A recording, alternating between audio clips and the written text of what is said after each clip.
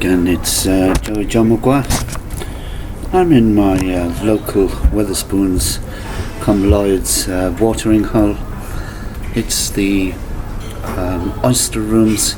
That's first floor, top of the escalator, in Fulham Broadway Underground Station, right at the entrance. First floor, up the escalator. Lovely bar, lovely staff. Pretty good, to be honest with you. That will be found, or can be found, in Fulham Road.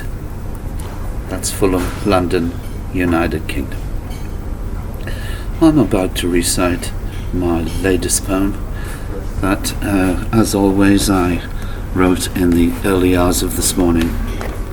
It's a very sad poem, really, and I've been in a very reflective mood for the last 2 or 3 weeks. My poems are always influenced by my mood and how other people affect my mood, I would say. Here we go then. It's called Since Then.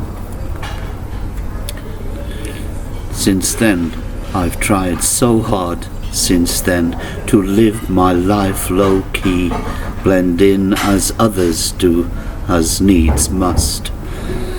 The pain of lonely isolation sometimes is more than I can bear, but needs must, as life goes on in this our brief affair.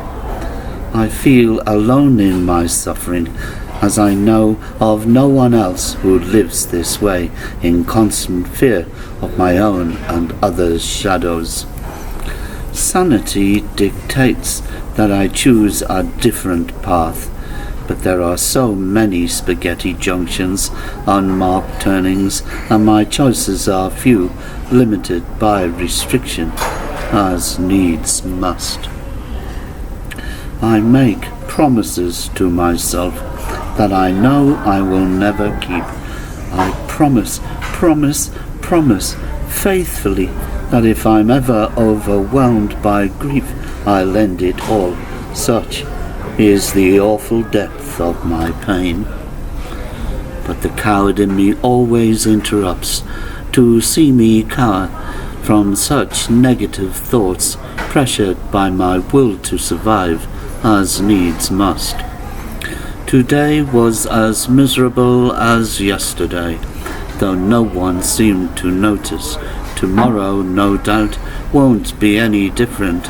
I'll still be existing in the same reoccurring nightmare where everything ends abruptly at 5:30 on the day after Boxing Day.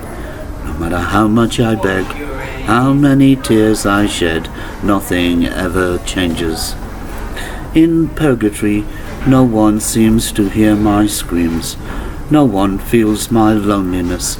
Such is the harsh reality of my self-imposed incarceration, my self-harming solitary confinement. Since then,